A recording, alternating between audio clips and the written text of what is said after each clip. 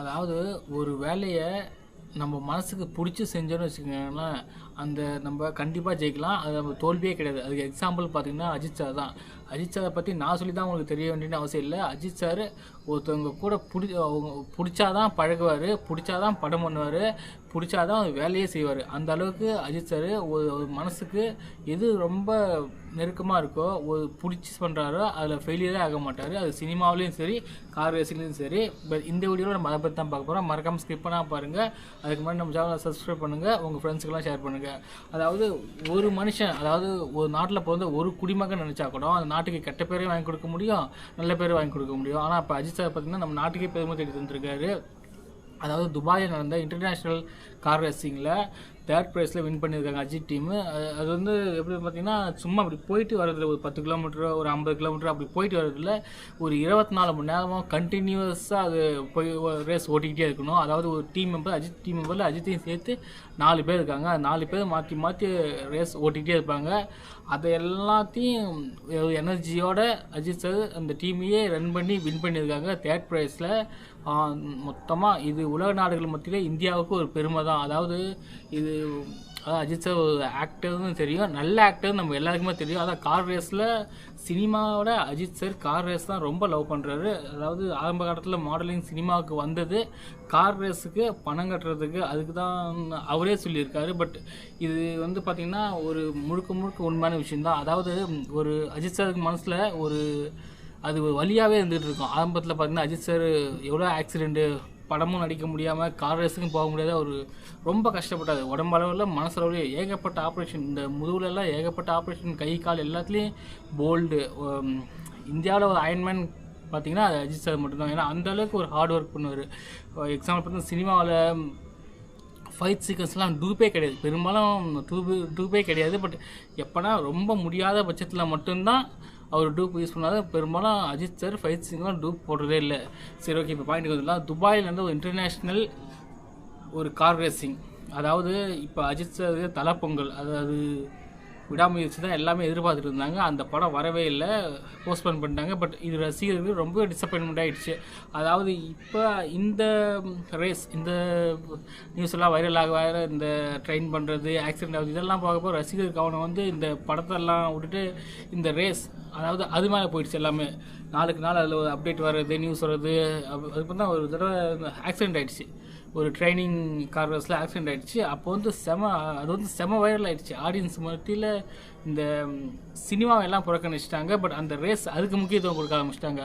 அது வந்து செம வைரல் நியூஸ். அது வந்து ஒரு இன்டர்நேஷ்னல் ரேஸ். இதுக்கு முன்னாடி அஜித் சாருக்கு நிறைய ஆக்சிடென்ட் ஆகிருக்கு கார் ரேஸில், அவ்வளோவா தெரியல. இது வந்து இன்டர்நேஷ்னல் ரேஸாக இருக்கவே இது வந்து ரொம்ப வைரல் ஆகிடுச்சு. அதாவது அங்கே துபாயில் இருக்கிறது, பக்கத்தில் அரபு, ஷார்ஜா, கத்தார் எல்லாருக்குமே தெரிஞ்சு போச்சு. ஏதாவது இந்த ரேஸ் அன்றைக்கி எல்லாமே டிக்கெட் போட்டு அங்கே வர ஆரம்பிச்சிட்டாங்க. அதாவது தலை பொங்கல் தான் எந்த படத்துக்கும் இல்லை, இதுக்காச்சும் சொல்லிட்டு டிக்கெட் போட்டு அங்கே போக ஆரம்பிச்சிட்டாங்க. சென்னையிலேருந்து நிறைய பேர் அங்கே போயிருக்காங்க. அதாவது இது ஒரு எப்படி பார்த்தீங்கன்னா அது துபாய் வந்து துபாயாவா இல்லை, ஒரு சென்னையாக அது மாதிரிச்சு. அதாவது அவங்க இருக்க எல்லாருக்குமே டவுட்டாக இருக்குது, இது இன்னும் துபாயா சென்னையான. அதாவது இதுக்கு முன்னாடி அங்கே நிறைய ரேஸ் நடந்திருக்கு. அந்த ரேஸுக்கு எல்லாமே இந்த அளவுக்கு கூட்டம் கொண்டது இல்லை. ஆனால் இப்போ இந்த ரேஸுக்கு கூட்டம் கொண்டது ஒரே ஆள், ஏகே அஜித்குமார், தமிழ்நாட்டை சேர்ந்த ஒரு நடிகர் கார் ஓட்டுறதுங்கிறதுனால தான். அங்கே ஒரு 100%ல் ஒரு 80% ஃபுல்லாக தமிழர்கள் தான், ஒரே சத்தம் தான், ஏகே ஏகே ஏகே அஜித்குமார். மற்றவங்க எல்லாமே கவனம் செலுத்த ஆரம்பிச்சா யார் ஏகே அஜித்குமார், யார் ஏகே அஜித்குமார். அந்த கரவசம் ஒரு வழியாக அவங்க ஜெயிச்சிட்டாங்க, 3rd ப்ரைஸ் வின் பண்ணிட்டாங்க. வின் பண்ணிவிட்டு அதாவது அந்த தேசிய கொடியை தூக்கிட்டு ஒரு சின்ன குழந்தை மாதிரி அங்கேயும் இங்கேயும் சுற்றின்னு மேலே தூக்கி ஆட்டி காட்டுனார். அவர் முகத்தில் அப்படி ஒரு சிரிப்பு. அதாவது சினிமாவில் 1000 கோடி அவரோட படம் அடிச்சிருந்தாலும் அவர் முகத்தில் அப்படி ஒரு சிரிப்பு வந்திருக்குமா இல்லையான்னு தெரியல.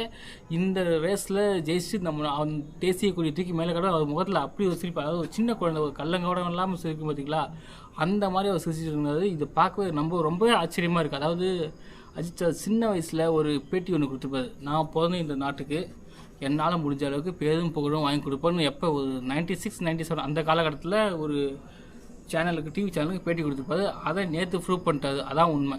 அப்போ ஜெயிச்சு அந்த எல்லாருக்கிட்டையும் சொல்கிறாரு அந்த வீடியோ முன்னாடி, நான் ஜெயிச்சதுக்கு ஆடியன்ஸுக்கு ரொம்ப நன்றி, என்னுடைய ரசிகர்களுக்கு நன்றி, சப்போர்ட் பண்ண எல்லாருக்கும் நன்றி, ஷாலினி மேடத்துக்கு ரொம்ப நன்றி, என்னை ரேஸுக்கு போக சொல்லி என்னை ஃப்ரீயாக விட்டதுக்கு ரொம்ப நன்றி.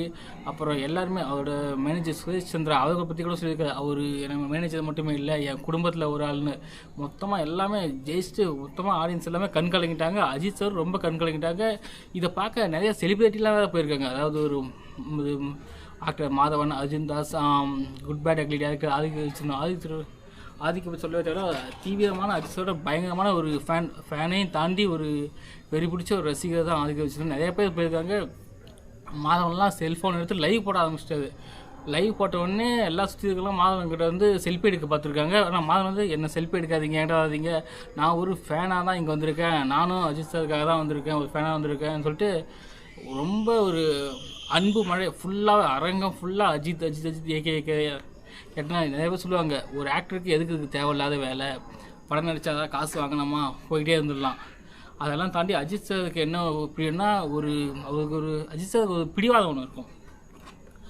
அவரால் ஒன்று முடியலன்னு சொல்லிட்டுனா அதை செஞ்சு காட்டிடணும்.